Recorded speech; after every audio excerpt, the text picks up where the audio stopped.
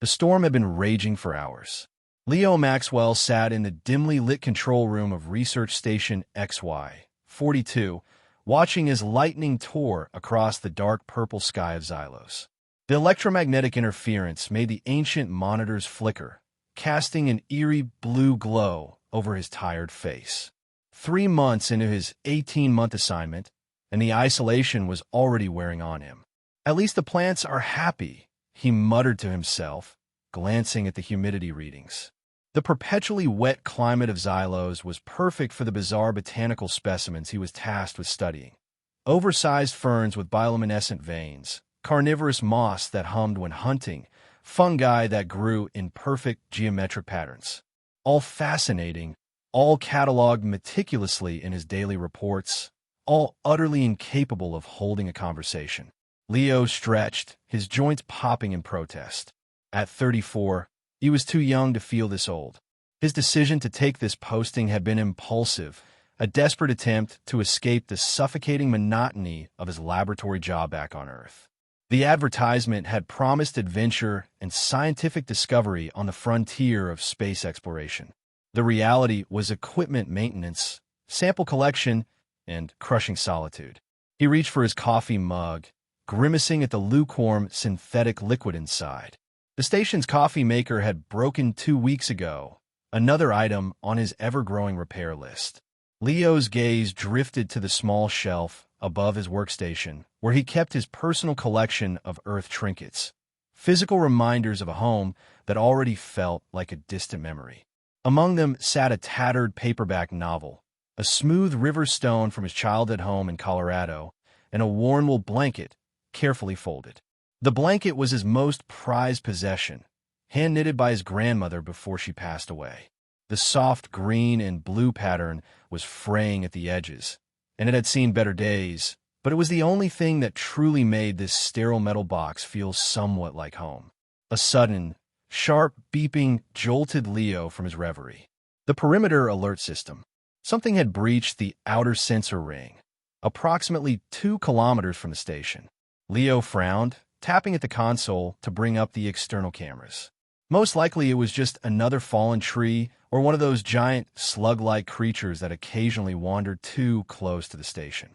But the cameras showed nothing, just sheets of rain blurring the lens and occasional flashes of lightning illuminating the dense forest beyond the small clearing where the station sat.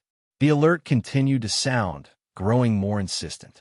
Protocol dictates investigation of all unidentified perimeter breaches, recited the station's AI in its flat, emotionless voice. Would you like me to send a drone? Leo sighed. The station's drones were more trouble than they were worth. Temperamental machines prone to malfunction in Xylos's heavy electromagnetic atmosphere. No, I'll go myself. Leo stood up, already regretting his decision. Keep monitoring the situation and alert Earth Command only if I don't check in within 2 hours. Acknowledged, replied the AI. Recommend full hazard gear and sidearm for unidentified encounters. Leo pulled on his rain gear, a bulky yellow suit that made him look like an overgrown duckling, and grabbed a small plasma pistol from the security locker. He'd never fired it outside of the mandatory training sessions, and hoped today wouldn't be the first time. Slipping the weapon into his belt holster, he yanked on his boots and headed for the airlock.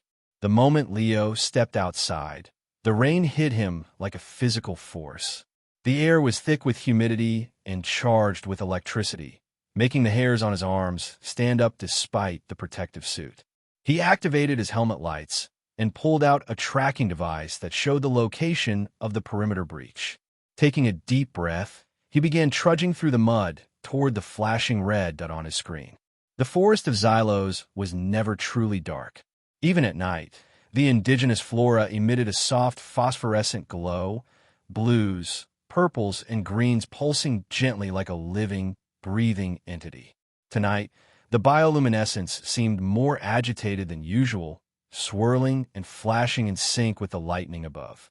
Leo kept his eyes on the tracker, occasionally glancing up to ensure he wasn't about to walk face first into one of the stinging vine clusters that hung from the taller trees. After 20 minutes of difficult hiking, Leo reached the coordinates of the breach. At first, he saw nothing unusual, just more glowing plant life and rain-soaked earth.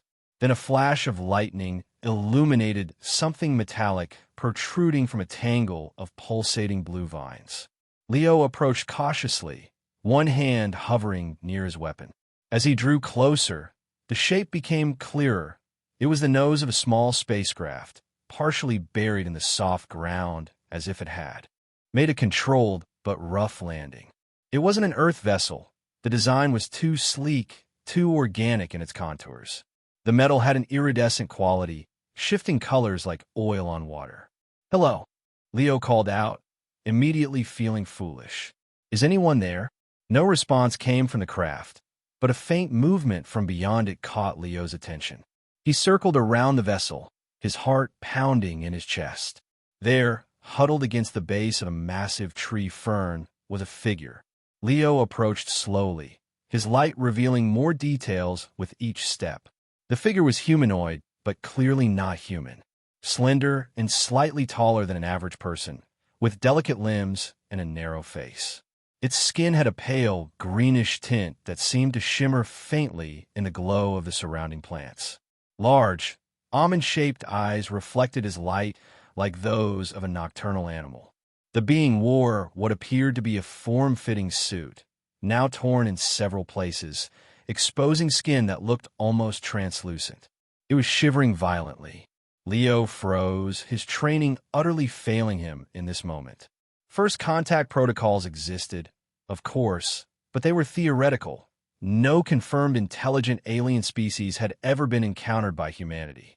He was supposed to maintain distance, report immediately to Earth Command, wait for specialists. He definitely wasn't supposed to approach alone, but the being looked injured and terrified. One arm was clutched protectively against its chest, and there was a darker green substance, blood, seeping from a gash on its forehead. As Leo stood there, paralyzed by indecision, another flash of lightning split the sky, followed immediately by a deafening crack of thunder. The temperature dropped suddenly, as it often did during Xylos's electromagnetic storms. The alien creature flinched violently at the sound, then curled further into itself, trembling even more intensely. It was cold. Whatever this being was, it was suffering from the temperature drop. Before he could second-guess himself, Leo turned and sprinted back toward the station. He burst through the airlock, ignoring the AI's inquiries, and made straight for his quarters. There, he grabbed the worn wool blanket from a shelf, clutching it for just a moment before heading back out into the storm. When he returned to the crash site, the alien was in the same position, though its shivering had become more pronounced. Leo approached slowly, speaking in a low, soothing voice. "I'm not going to hurt you," he said, knowing his words were meaningless to the being, but hoping his tone would convey his intentions. "I brought this for you. It'll help with the cold." He held out the blanket, taking small steps forward. The alien's eyes widened, tracking his movement with obvious wariness. When Leo was about 2 meters away, he stopped and gently placed the blanket on the ground, then backed away several paces. For a long moment, nothing happened. Then, with movements that seemed both cautious and graceful despite its injured state, the alien reached out with its uninjured arm and touched the blanket. The reaction was instantaneous and utterly unexpected. The being's entire demeanor transformed. Its large eyes widened even further and made a soft sound, something between a gasp and a musical note. With reverent, trembling fingers, it lifted the blanket, examining the weave as if it were made of precious gems rather than worn wool. The alien ran its slender fingers over the pattern, tracing each stitch with apparent wonder. Then it looked up at Leo, and the intensity in its gaze made him take a step back. There was something in those eyes, something like recognition or profound revelation. It clutched the blanket to its chest and spoke a single word in a melodic voice, Solara. Leo had no idea what the word meant, but the way it was spoken, with such emotion and reverence, made it clear this was no ordinary thank you. The alien carefully wrapped the blanket around its shoulders, movements slow and deliberate, as if performing a sacred ritual rather than simply trying to get warm. The being stood, wobbling slightly on its long legs, and took a tentative step toward Leo. It gestured to itself and made a sound that Leo guessed might be its name, Lyra. Leo, he responded, pointing to himself. My name is Leo. Lyra, if that was indeed its name, nodded slowly, then looked back at the damaged spacecraft with a worried expression. Leo followed its gaze, noting the extensive damage to the vessel's hull. We should get you somewhere safe, Leo said, pointing to the direction of the research station. Can you walk? Lyra seemed to understand the gesture, if not the words, and nodded again. But after just a few steps, it stumbled, clearly weakened from its ordeal. Without thinking, Leo moved to support it, placing a careful arm around its slender waist. Lyra stiffened momentarily at the contact, then relaxed, allowing Leo to help. Together, they made their way slowly back to the station, Lyra clutching the blanket around its shoulders the entire way as if it were the most precious cargo in the universe. Back at the station, Leo's first priority was tending to Lyra's injuries. He guided the alien to the station's small medical bay, motioning for it to sit on the examination table. Lyra complied, though it never let go of the blanket, keeping it wrapped tightly around its shoulders even as Leo tried to examine the wound on its forehead. I need to clean that cut, Leo explained, knowing his words weren't understood, but hoping his tone and gestures would suffice. He pantomimed cleaning the wound, showing Lyra the antiseptic and bandages. After a moment of hesitation, Lyra nodded and tilted its head to give Leo better access to the injury, though one hand remained firmly gripped on the blanket. Leo worked quickly and gently, cleaning away the greenish fluid and applying a small medical patch over the cut. He then moved on to examine Lyra's arm, which appeared to be sprained rather than broken. He fashioned a simple sling from the medical supplies and helped Lyra position the injured limb. Throughout the process, Lyra watched Leo with those large, expressive eyes, occasionally making soft musical sounds that might have been words in its language. When Leo finished with the first aid, Lyra touched its newly bandaged forehead and then placed the same hand over its chest in what Leo interpreted as a gesture of gratitude. You're welcome, Leo said. Now, are you hungry? Thirsty? He pantomimed eating and drinking. Lyra considered for a moment, then mimicked the drinking motion. Leo nodded and went to fetch water from the station's purification system. When he returned, he found Lyra had rearranged the blanket, spreading it carefully across its lap and smoothing it with methodical, reverent movements. The alien was examining each thread of the worn wool with intense fascination, fingers tracing the patterns as if reading some profound text. Leo cleared his throat to announce his presence, and Lyra looked up. He offered the water, which Lyra accepted with its uninjured hand. The alien sniffed the liquid cautiously before taking a small sip. Its eyes widened, and it took a larger drink, clearly finding the water suitable. With the immediate concerns addressed, Leo was suddenly struck by the enormity of the situation. He had an alien being in his research station. He was supposed to report this immediately to Earth Command, but something made him hesitate. The official protocols would mean Lyra would be quarantined, studied, treated as a specimen rather than a person. And there was something about the way Lyra had reacted to the simple gift of the blanket that touched Leo deeply, a connection that transcended language and even species. I should probably call this in, Leo said out loud, more to himself than to Lyra. But maybe not just yet. Let's get you settled first. He led Lyra to the station's small secondary living quarters, designed for visiting researchers though never used during Leo's tenure. The room was Spartan but functional, with a bed, small desk, and private lavatory.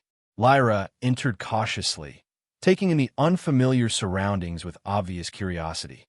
What happened next took Leo completely by surprise.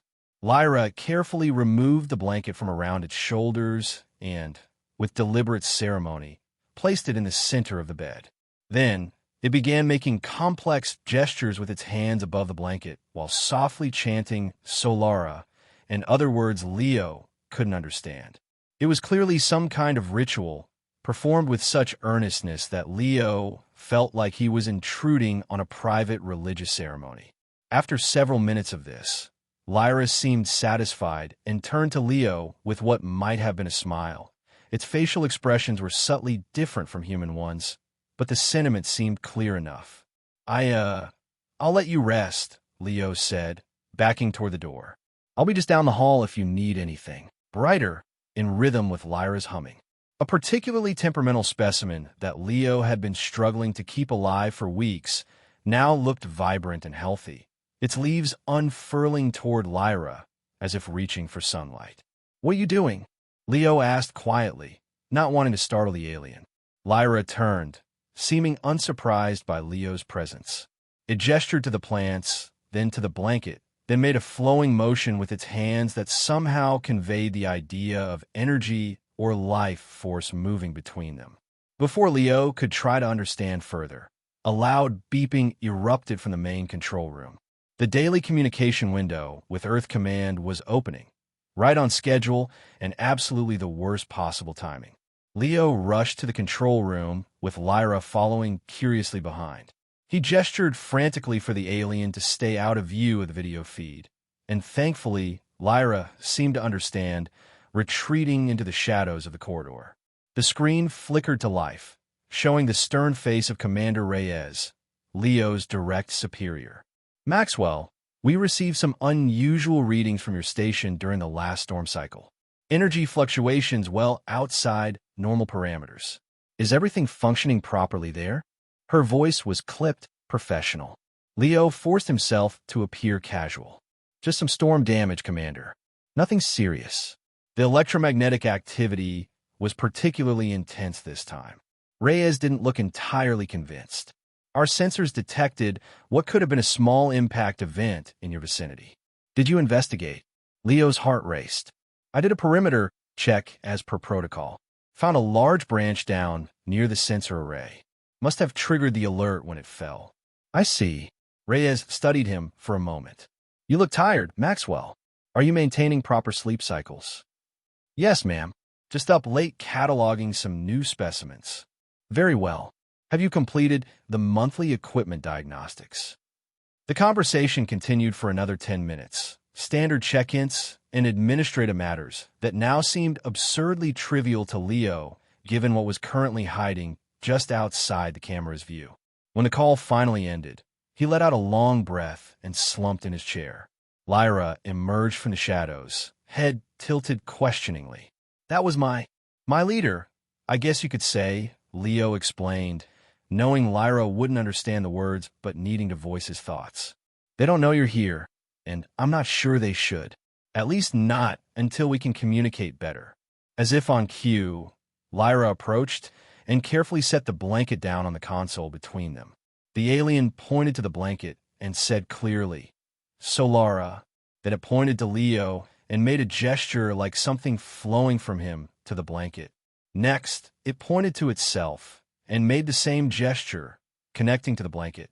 "Solara," Lyra repeated, then with apparent effort, added, "Give, connect, soul."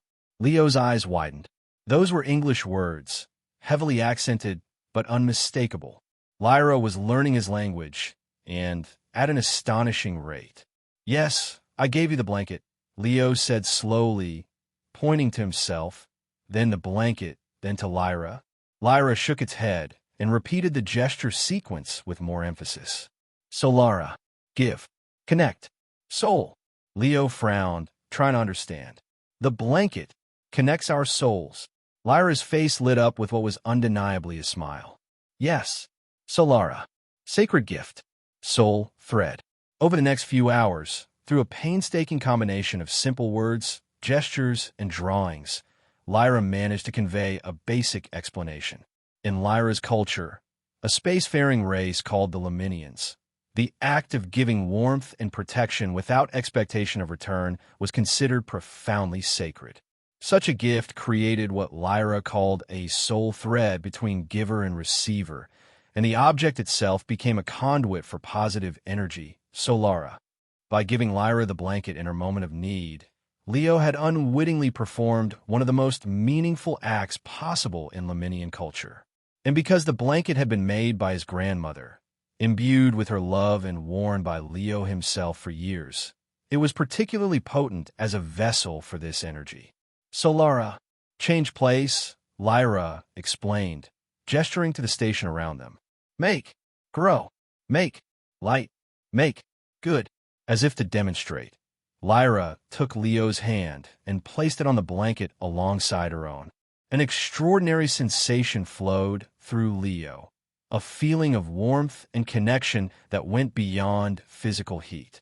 For just a moment, he felt as if he could sense the living energy of Xylos all around them, the plants, the soil, even the storm outside, all connected in a vast, pulsing network of life. When Lyra removed her hand, the sensation faded, but didn't disappear entirely. Something had changed, though Leo couldn't quite articulate what. Over the following days, strange phenomena began to manifest. Throughout the station, the plants in Leo's laboratory flourished beyond all scientific explanation, producing vibrant flowers and colors he'd never seen before. Long-broken equipment suddenly functioned flawlessly. The station's chronically temperamental air filtration system, which had produced a perpetual background hum, now ran silently and efficiently. More subtly, Leo noticed changes in himself. The crushing loneliness that had been his constant companion since arriving on Xylos had lifted. He felt more alert, more at peace, more connected to his surroundings. He slept deeply and woke refreshed. Meanwhile, Lyra's command of English improved at an incredible rate. Leo had determined Lyra's pronouns after a complicated but ultimately successful conversation about gender concepts, explained more about her people and her mission. The Lemnians were peaceful explorers, scientists who studied life throughout the galaxy. Lyra had been on a solo survey mission when her ship was caught in Xylos' electromagnetic storm, forcing an emergency landing. The ship's core systems were damaged, but not beyond repair.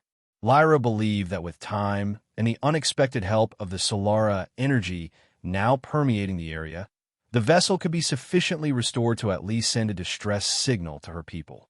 Each night, Lyra performed what she called the Solara ritual with the blanket, and each day, the effects seemed to grow stronger.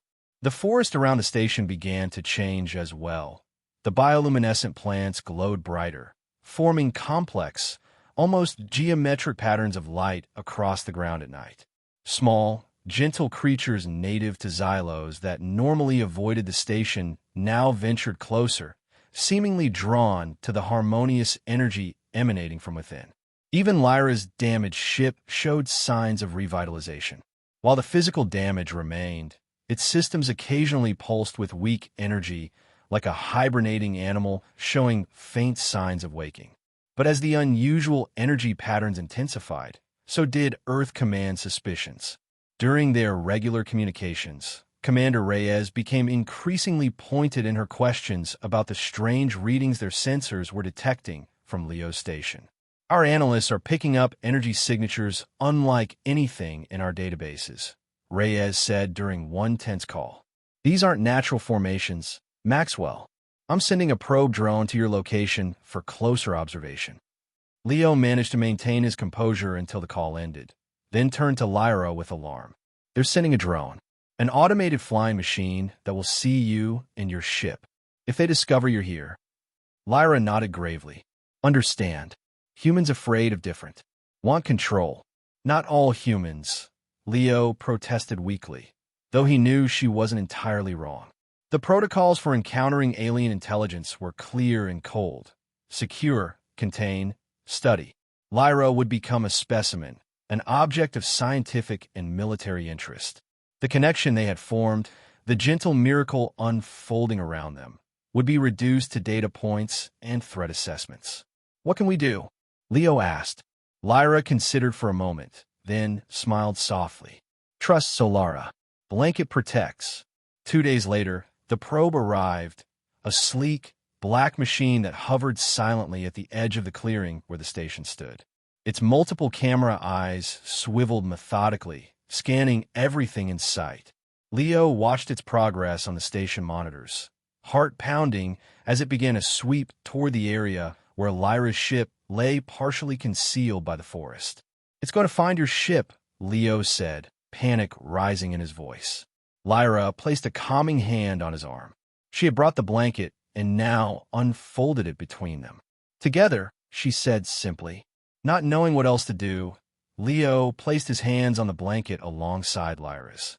She began the now familiar Solara ritual, her melodic voice rising and falling in patterns that seemed to resonate with something deep in Leo's chest.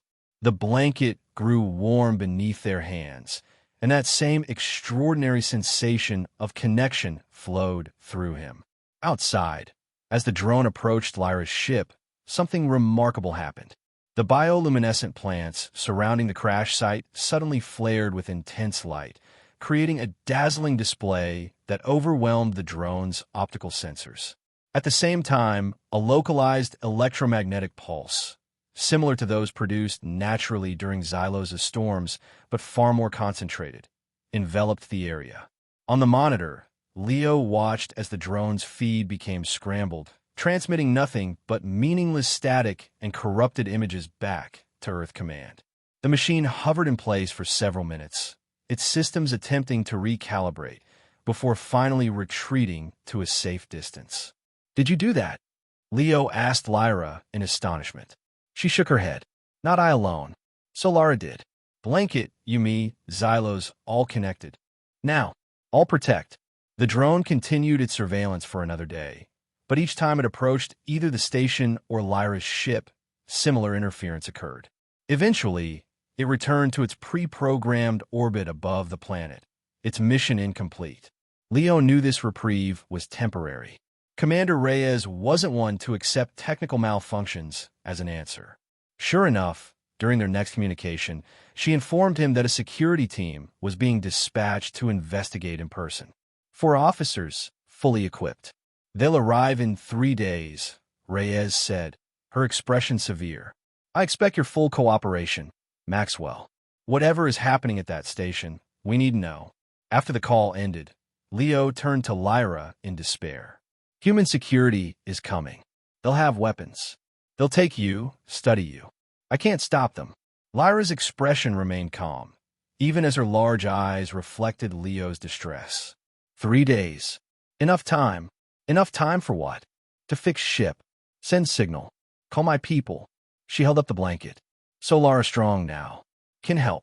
Over the next 3 days, Leo and Lyra worked tirelessly, using the station's tools and materials. Guided by Lyra's knowledge and bolstered by the mysterious Solara energy, they managed to restore partial function to the ship's communication array. It wouldn't be enough for interstellar travel, but it might send a focused distress signal to any Lemnian vessels within a few light years, if they were lucky. As they worked, the forest around the station transformed even more dramatically.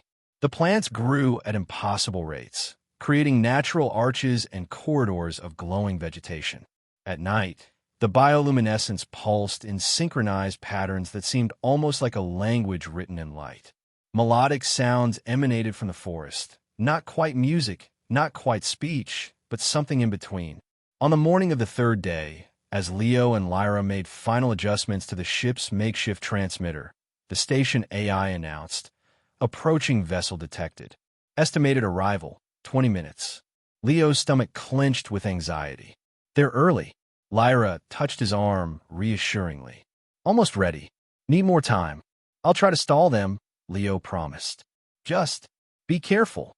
He hurried back to the station, arriving just as the security team's shuttle touched down in the clearing. 4 figures emerged, clad in the distinctive gray-blue uniforms of Earth Command security. They wore environment suits with transparent helmets, and each carried a sidearm more substantial than Leo's rarely used pistol.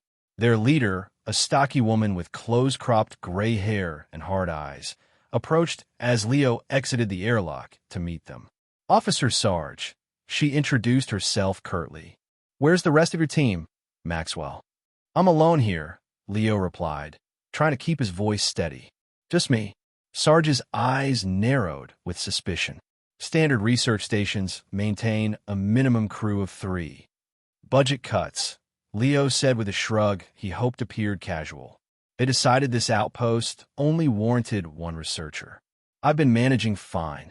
Then perhaps you can explain the anomalous energy readings we've been detecting, Sarge said, motioning for her team to spread out and secure the perimeter.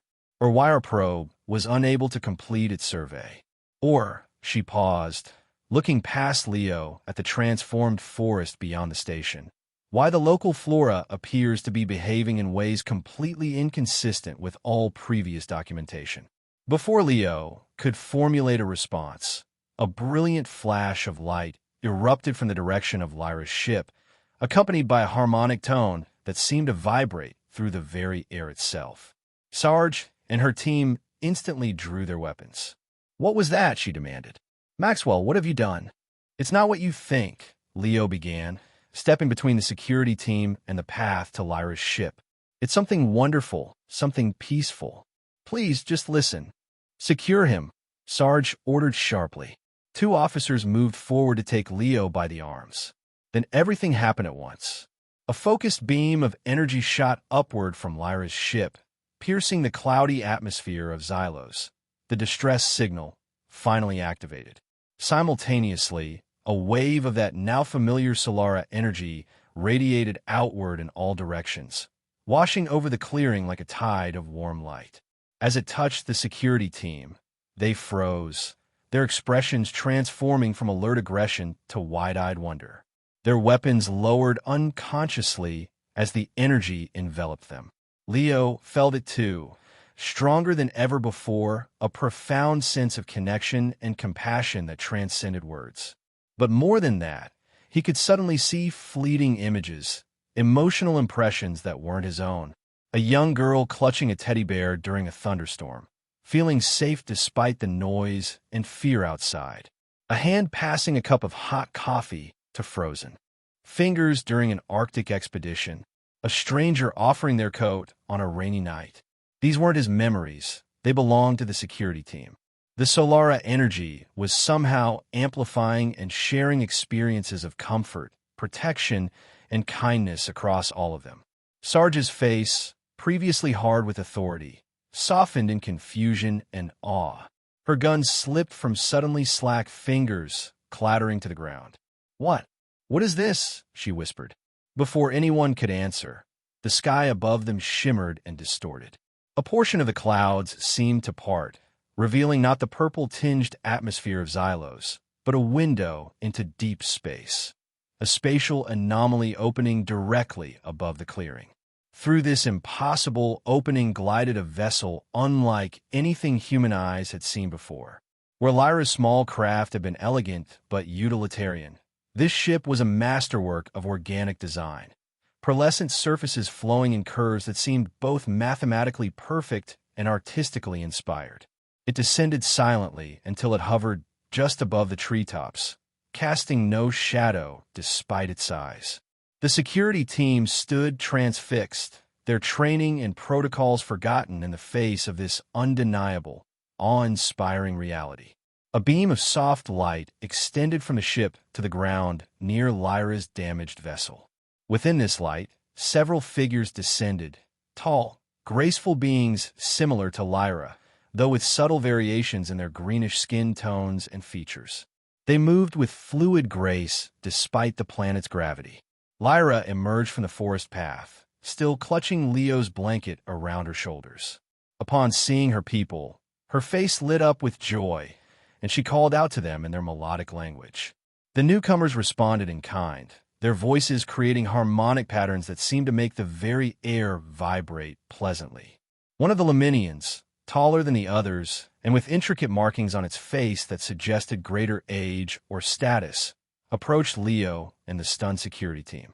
It performed an elegant gesture that somehow conveyed both greeting and gratitude without a word being spoken. Then it spoke, its voice resonant and clear. "We thank you for sheltering our lost one. I am Eliur, speaker for this Leminian expedition.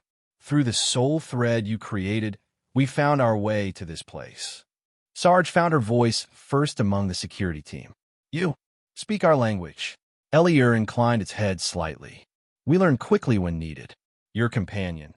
It gestured to Leo, has helped us understand not just your words, but the best of your nature. The Solara energy continued to pulse gently around them all, creating a bubble of calm understanding where fear might otherwise have reigned. The security team slowly relaxed, weapons forgotten as they absorbed the reality of this peaceful first contact.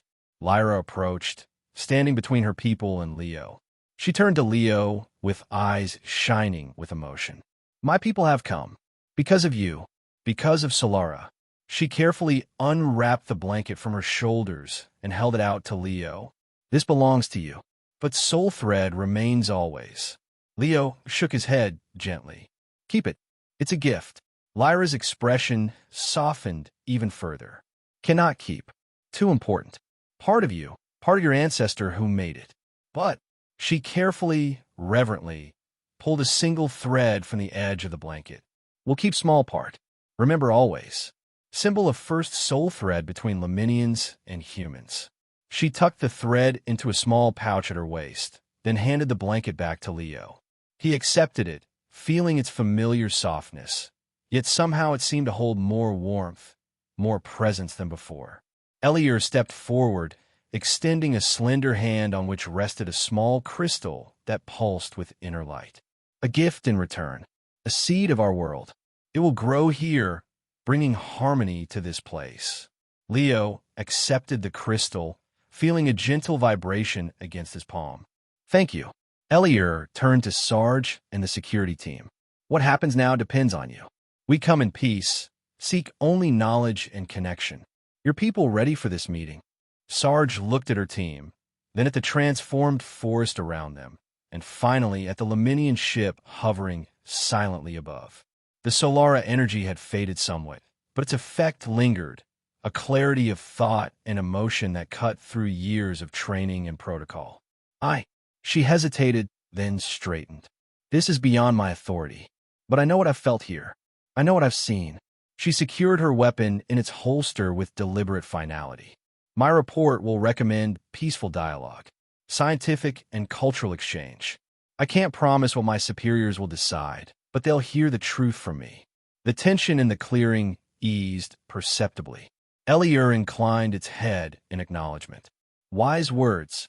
Perhaps someday soon, formal meetings between our peoples. For now, we must take Lyra home for healing. But we will return, if welcome.